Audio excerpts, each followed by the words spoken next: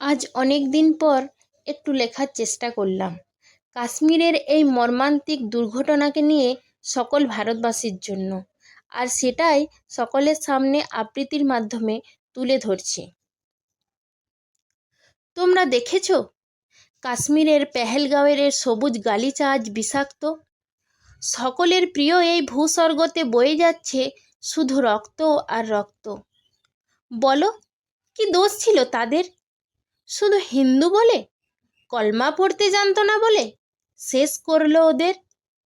কোনো দেশ নয়, জাতি নয়, শুধু কি ধর্মের বলিদান? আর তার জন্যই চলে গেল এতগুলো নিষ্পাপ মানুষের প্রাণ। ওরাও তো চেয়েছিল অবিরত কাজের ফাঁকে একটুখানি স্বস্তি পেতে। লক্ষ্যই ছিল জঙ্গিদের হিন্দুদের মাথার ছাদগুলোকে সরিয়ে দিতে। কোনো সদ্য বিবাহিতা অর্ধাঙ্গিনী যে তার প্রাণের মানুষটির সাথে 7 জন্ম একসাথে কাটাবো বলে কথা দিয়েছিল, 7 জন্ম তো দূরের কথা, 7টা দিন পেরোতে না পেরোতেই টকটকে লাল সিঁথির সিঁদুরটা মুছে দিতে হলো।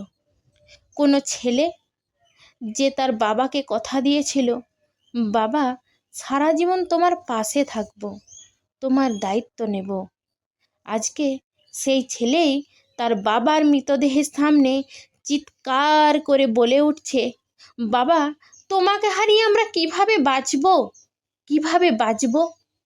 নিরাপত্তাহীন পেহেলগাঁও, তোমায় ধিক্কার জানাই এই সমাজের কঠিন শাসন ব্যবস্থাকে। আর তার জন্যই প্রাণ দিতে হলো এতগুলো নিষ্পাপ মানুষকে।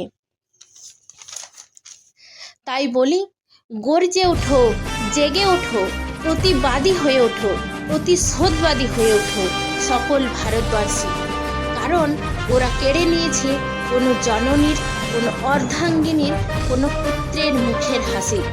তাই সব বাদ দাও, চলুক লড়াই, জ্বলুক আগুন, জেলে দাও দেশলাই কাঠি, গুড়িয়ে দাও পাকিস্তান, ভাসিয়ে দাও রক্তে। নারীরা তোমরাও ধরো প্রতিবাদের লাঠি।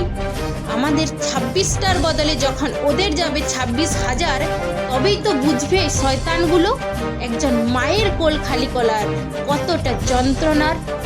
বলবে তখন তুই বেঈমান খায়ার। আরজি করের মতো সব ঢাকা না দিয়ে সম্মুখে আনো প্রধান ঘাঁটিদের। কঠোর থেকে কঠোরতম শাস্তি চাই নির্মম অত্যাচারী, মনুষ্যত্বহীন, বিবেকহীন ব্যক্তিদের। তবেই পৃথিবী ঠান্ডা হবে, শান্ত হবে, ঝড় থামবে।